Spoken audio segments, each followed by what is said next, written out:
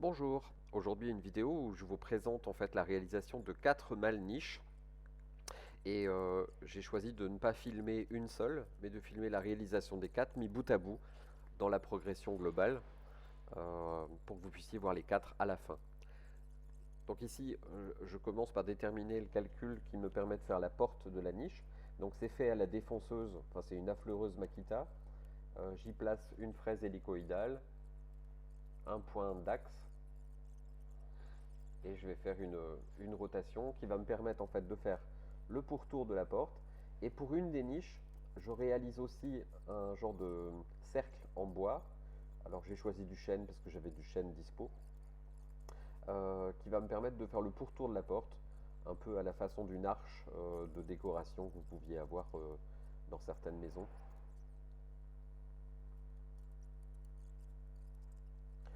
Donc mon calcul est simple, hein, je veux un rayon de 15 cm, je le veux à une certaine hauteur. J'ai la façade avant de ma malle. Cette façade sera ensuite coupée à 11 cm vers le bas pour faire tout simplement le couvercle. Donc j'ai la façade complète de la malle fermée.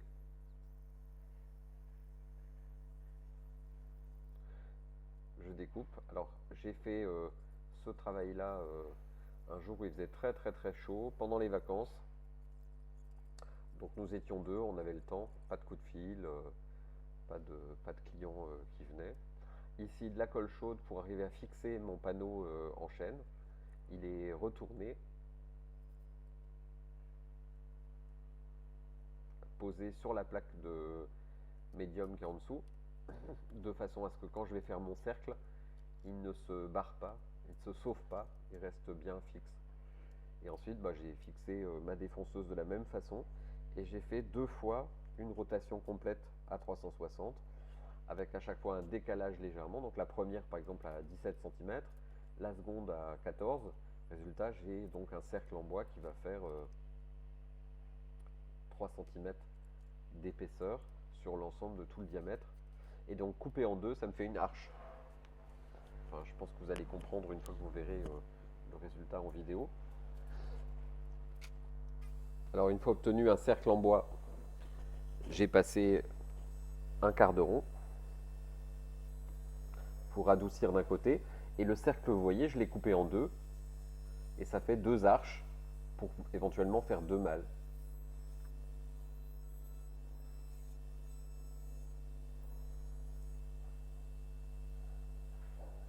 Alors réflexion faite, j'aurais dû le faire en médium, puisqu'à la fin, finalement, j'ai choisi de peindre le bois. Et donc j'aurais pas dû m'embêter à faire ça. Une autre technique, ça aurait été de le faire en lamellé-collé, avec une forme. Donc ici, tous mes panneaux en médium ont été d'abord peints.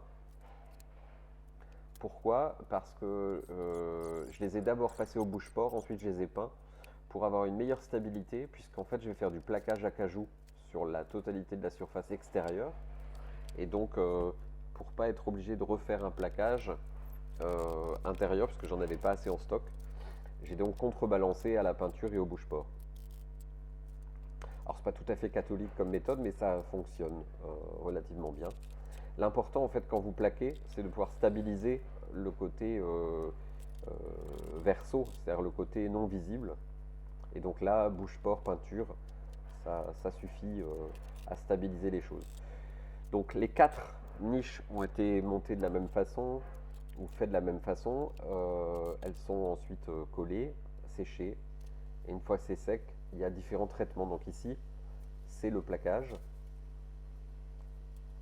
J'ai fait une vidéo spécifique sur le plaquage qui s'appelle Plaquer un meuble Ikea, qui vous montre comment on utilise cette technique de plaquage. Donc c'est des feuilles de bois qui font 6 dixièmes. On en colle les deux surfaces et ensuite on laisse sécher. Donc en gros, là il faisait très chaud, donc je laisse sécher à peu près 5 minutes.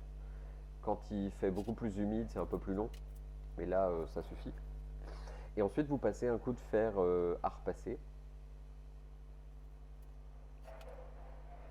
pour aller coller votre surface.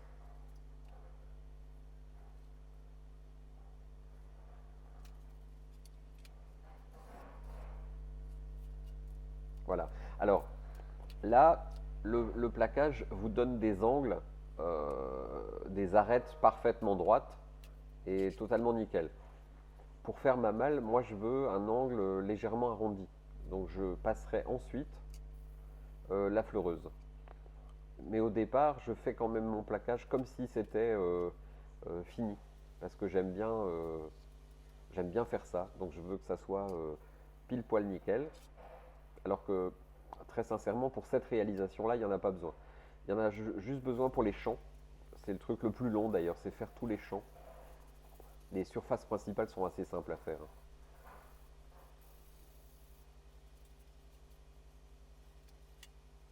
Voilà, donc là, je chauffe la plaque de la porte.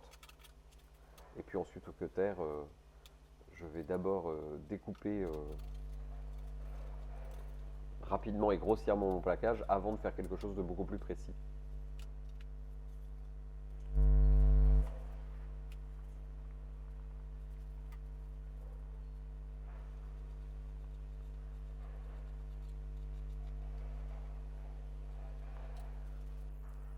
Donc ici, un coup d'affleureuse qui me permet de faire mon quart de rond.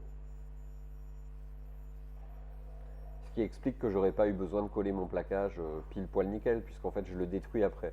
Mais c'est quand même mieux de le faire bien, de façon à ce qu'on soit sûr que le collage du contreplaqué soit parfait.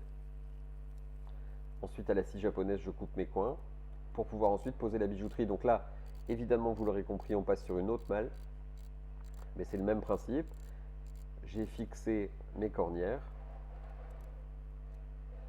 alors en losine, posé sur la losineuse. Ici, on revient sur celle qui est en plaquage d'acajou et je pose le pourtour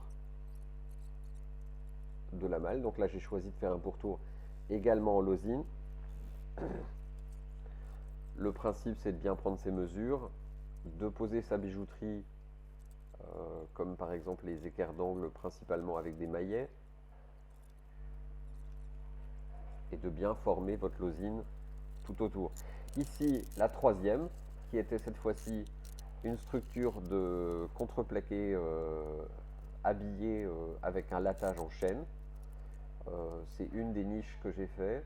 Donc là, vous avez la malle à cajou qui est finie, avec Ruby, notre petite chienne. Pour vous donner un idée, elle fait 7 kg. Donc la malle va pour des chiens qui vont de 5 kg à 15 kg. Elle n'arrête pas de changer de niche. J'ai l'impression qu'elle a adopté vraiment la niche. Alors Ruby, elle fait la taille d'un chat, hein, donc ça pourrait convenir aussi à un chat. Donc toutes ces niches ont été montées avec une bijouterie comme pour une malle. Dans la structure d'une malle, il y a juste un faux fond qui sert à pouvoir ranger les affaires. Ensuite, vous avez celle en lattage chaîne qui est plus petite, qui fait 45 par 45 et qui est valable aussi pour un chien, pour un chat et qui n'est pas ouvrante. Vous avez la grande peinte, donc une autre technique, c'est pas laqué, c'est pas gainé, c'est pas plaqué, c'est tout simplement avec une technique de peinture, avec un gainage intérieur en suédine noire pour le rangement des ustensiles. Bob fait lui 10 kg, mais ça pourrait aller pour un chien jusqu'à une vingtaine de kilos à peu près, ou un couple de chats. Et ici la plus petite malle qui est laquée rose.